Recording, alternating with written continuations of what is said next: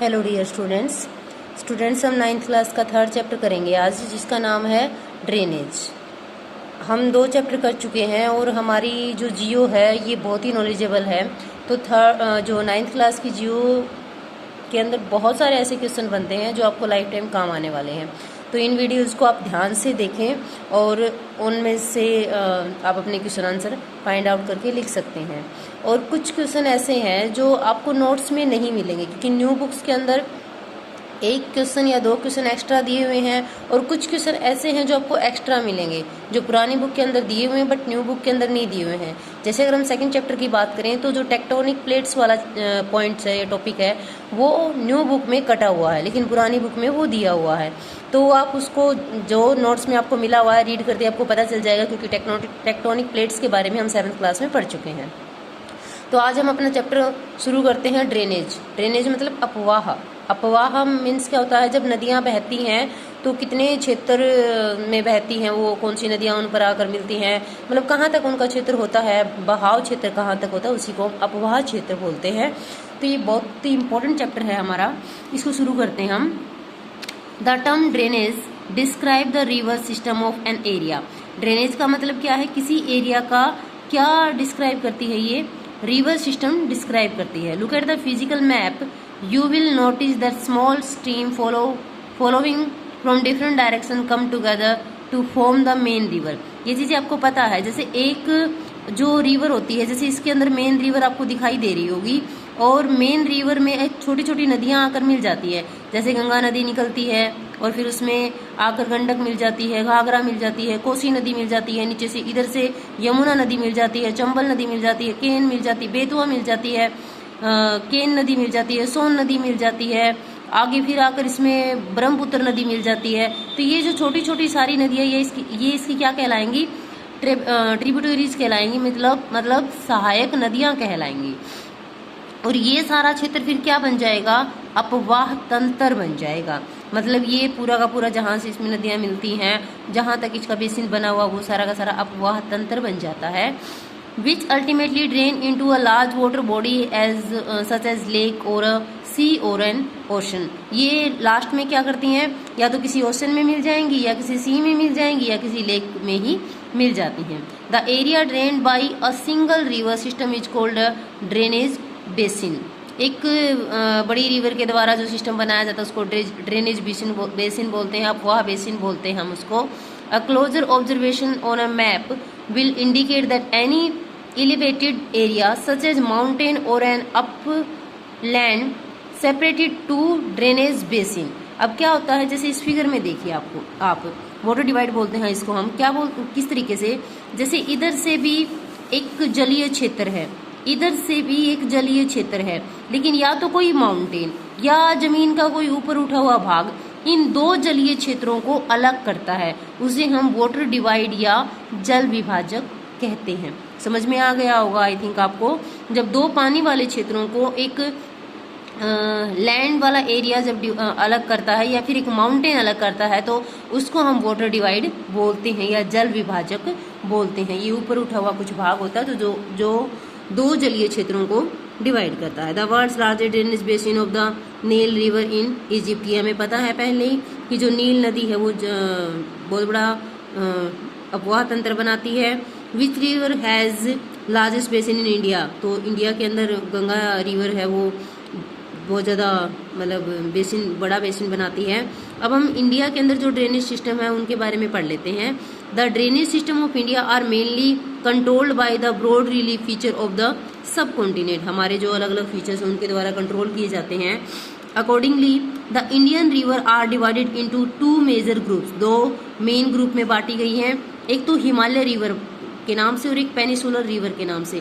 Himalaya reverse वो होती है जो हिमालय से निकलती हैं, और पेनिनसुलर रिवर्स वो होती हैं जो प्रायद्वीपीय पठार से निकलती है, जैसे गोदावरी है, कृष्णा है, कावेरी रिवर है, ये सारी की सारी नदियाँ इसमें से निकलती हैं। Apart from originating from the 2 major physiographic region of India, the Himalayan and the peninsular river are different from each other in many ways. जिस तरीके से ये 2 अलग अलग जगह से ओरिजिन करती हैं, तो अलग अलग ही इनकी मतलब इनकी करेक्टरिस्टिक्स होती हैं। Most of the Himalaya river are perennial, मतलब 12 मासी होती हैं। हिमालय की बहुत सारी नदियां जो है क्या है वो 12 के 12 महीने बहती रहती हैं। It means that they have water through out the year, मतलब पूरा साल उनके अंदर पानी रहता है। These rivers receive water from rain as well as from melted snow from the lofty mountain। जो हमारा माउंटेन है बर्फ से ढका हुआ, उससे भी इसको पानी मिलता रहता है। जो बर्फ पिघलती है वो पानी इसके अंदर आता रहता है। दूसरा बारिश से भी इसको पानी मिलता रहता है। The two major Himalayas river the Indus and the Brahmaputra originate from the north of the mountain range. हमारा जो हिमालय है उसके नॉर्थ पार्ट में से दो मेन नदियां निकलती है। एक इंडस है जो इंडिया को पार करके पाकिस्तान में चली जाती है, एक ब्रह्मपुत्र है जो चाइना से होते हुए अरुणाचल प्रदेश से एंट्री करते हुए इंडिया में आ जाती है और फिर गंगा नदी के अंदर मिट जाती है। They have cut through the mountain making गोर्ज, ये पहाड़ों को काट देती हैं और एक बड़ा गोर्ज बनाती हैं। इधर देखिए आप, ये पूरा पहाड़ था, इसको बीच में से नदियों ने जल जो है किसी भी चीज में से निकल मतलब रास्ता बना लेता अपना, और ये रास्ता बनाता है तब इनको काट देता है, और काटने के बाद जो ये एक खाई सी बन जाती है, इसको हम गोर्ज के नाम से बुलाते हैं ज्योग्राफिकल लैंग्वेज में। अब आगे देखिए, ये जो नदियां हम दोनों मतलब जॉर्ज तक पहुंच गए थे। The Himalayan river have long course from their source to sea. जो हिमालय की रिवर है वो बहुत लंबी होती है अपने ओरिजिन प्लेस से सी तक जब वो पहुंचती है। They perform intensive erosional activity in their upper course and carry huge loads of silt and sand. वो जहाँ से निकलती हैं वहीं से इरोजन करना स्टार्ट कर देती हैं, अपरदन करना स्टार्ट कर देती हैं, और अपने साथ मिट्टी कंकड़ लेकर आती हैं जो मतलब बहुत ज़्यादा कैरी करती हैं और मतलब नीचे के एरिया में उनको छोड़ देती हैं। In middle and the lower courses these rivers from meanders oxbow lakes and many other depositional features in there. मतलब ये जो नदियाँ होती हैं वो रास्ते में आती हैं जब विसर्ग बनाती हैं, ऑक्सबोलेक बनाती हैं, कुछ जो नदियाँ हैं वो डिपोजिशन से बहुत सारे फीचर्स का निर्माण करती है। उन फीचर्स को ही हम देखेंगे। तो ये जो फीचर्स है पहले वही देख लेते हैं, उसके बाद आगे की चीज़ें आगे हम करेंगे। इसमें ये देखिए, जहाँ से नदी निकलती है ये इसका ऊपर वाला भाग होता है, ये बीच वाला, और ये नीचे वाला भाग होता है। जब नदी काफ़ी ज़्यादा मोड़ ले लेती है तो उसको हम विसर्प बोलते हैं या मिंडर्स बोलते हैं। जब ये मिंडर्स जो हैं कुछ ऐसे होकर कुछ दिनों बाद ये जब अलग टूट जाती है और ये धारा ऐसे हो जाती है, ये अलग सा हिस्सा रह जाता है, इसको हम ऑक्सबो लेक बोलते हैं। और जब नदियाँ समुद्र में या सी में गिरती हैं तो तब ये कई धाराओं में बट जाती है, और धाराओं में बटने के बाद इनके बीच का जो स्थान होता है उसको हम डेल्टा बोलते हैं। आई होप आपको अच्छे से समझ में आया होगा। और इससे ऊपर का जो पोर्शन है हमारा एक बार वो देख लेते हैं हम। हमारे यहाँ 4 तरीके के नदी तंत्र होते हैं। एक तो है डेंट्रिक ड्रेनेज, आई होप आपको ये साफ साफ दिखाई दे जाए। हम यहाँ से रीड कर लेते हैं इन चीज़ों को। 4 हैं ये हमारे जो ड्रेनेज पैटर्न है। एक डेंट्रिक, ट्रेलिज, रेक्टेंगुलर और रेडियल। जो डेंट्रिक है उसको देखिए आप, क्या होता है ये एक स्लोप से बहरी होती है मैदान में, और ये जो स्ट्रीम्स होती हैं ये एक पेड़ की तरीके से होती हैं, मतलब पेड़ सा का निर्माण करती हैं। छोटी छोटी धाराएं जो हैं मेन धारा में आकर ऐसे मिल जाती हैं, तो एक पेड़ सी आकृति की होती हैं। इनको हम डेंट्रिक ड्रेनेज बोलते हैं। जो सेकंड है हमारी, उसको हम क्या बोलते हैं, ट्रेलीज बोलते हैं। जो ट्रेलीज क्या होती हैं, ये जो ट्रेलीज होती हैं मोस्टली ये रेक्टेंगल जो एंगल होता है, राइट एंगल जो एंगल होता है उसको बनाती हैं, राइट एंगल बनाती हैं, ये ट्रेलीज कहलाती हैं। इसके अंदर दी हुई हैं ये ट्रेलीज। जैसे यहाँ देखिए जहाँ नदियाँ मिलती हैं तो वहाँ मोस्टली राइट एंगल होता है। अब इसके बाद जो हमारी थर्ड है वो रेक्टेंगुलर होती हैं, मतलब एक आयत सा बनाती हैं। ऐसे देखिए ये एक आयत सा बनाती हैं ये जो नदियां हैं इधर से, और फिर इधर से भी एक नदी आ रही है, तो ये एक आयत सा बना देती हैं, एक आयत का निर्माण कर देती है। इनको हम रेक्टेंगुलर ड्रेनेज बोलते हैं। जो हमारी फोर्थ है रेडियल, जो है वो क्या होती हैं, किसी एक चोटी से बहुत सारी नदियाँ निकलती हैं। जैसे इधर देखें ये सेंट्रल अपलिफ्ट है इसका, इधर से नदी आ रही है, इधर से आ रही है, तो ये चारों तरफ ये नदियाँ निकलती हैं, इसको हम रेडियल ड्रेनेज बोलते हैं। तो ये 4 तरीके के पैटर्न होते हैं हमारे रिवर्स के। अब हम आगे देख लेते हैं। A large number of the peninsular rivers are seasonal. Peninsular जो रिवर होती हैं मोस्टली सारी सीजनल होती हैं, बारिश के समय में ही वो बहती हैं। During the dry season even the large river have reduced flow water in their channels. और अगर हम बड़ी बड़ी नदियों की भी बात करें तो जो सूखे का मौसम होता है, गर्मी का सीजन होता है, उस समय इन नदियों के अंदर भी पानी कम हो जाता है। The peninsular rivers have shorter and shallower course as compare to their Himalaya counterpart. Himalaya की नदियों से अगर हम इसको कंपेयर करें तो ये जो नदियां होती हैं छोटी होती हैं, तंग नदियां होती हैं, ये इनका बहाव इतना तेज या इतना मतलब जो बहाव है वो इतना वाइड नहीं होता है। However some of them originate in the central highland and flow toward the west. Mostly जो रिवर है वो क्या करती हैं, वो सेंट्रल लैंड कौन सी है हमारी, ये वाला जो एरिया सेंट्रल लैंड कहलाता है, यहाँ से ओरिजिनेट होती हैं मोस्टली जो रिवर हैं। Can you identify two such large river. हम दो रिवर की अगर हम बात करें तो बहुत सारी रिवर हैं ऐसी जो यहाँ से ओरिजिनेट होती हैं, और जैसे कि नर्मदा है हमारी, ताप्ती है, ये मेन जो हमारी मध्य उच्च भूमि है उसी से निकलती है। Most of the rivers of peninsular India originate in the western Ghat and flow toward the bay of Bengal. अब मोस्टली जो रिवर है हमारी वो वेस्टर्न घाट से निकलती है, जैसे गोदावरी निकलती है वो भी ईस्ट में जाती है, कृष्णा निकलती है वो भी ईस्ट में जाती है, तुंगभद्रा निकलती है वो भी ईस्ट में जाकर कृष्णा में मिल जाती है, कावेरी निकलती है वो भी ईस्ट में जाती है। तो मोस्टली जो रिवर है हमारी वेस्टर्न घाट से निकलकर पश्चिमी घाट से निकलकर पूर्वी घाट की तरफ जाती हैं और बे ऑफ बंगाल में मिल जाती हैं।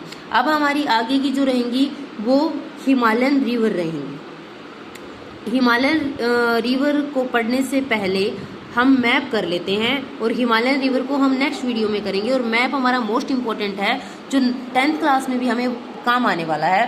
तो इस मैप के अंदर आपको रिवर दिखाई हुई है और ये जो रिवर है मैं आपको मैप में भरने के लिए दे चुकी हूँ, लेकिन आज मैं कुछ इसके अंदर एक्सप्लेन करती हूँ। इसमें रिवर जो है हमारी मेन वो हम कर लेते हैं। अब यहाँ मानसरोवर झील है, मानसरोवर के झील के पास से हमारी जो इंडस है, सिंधु नदी है वो निकलती है।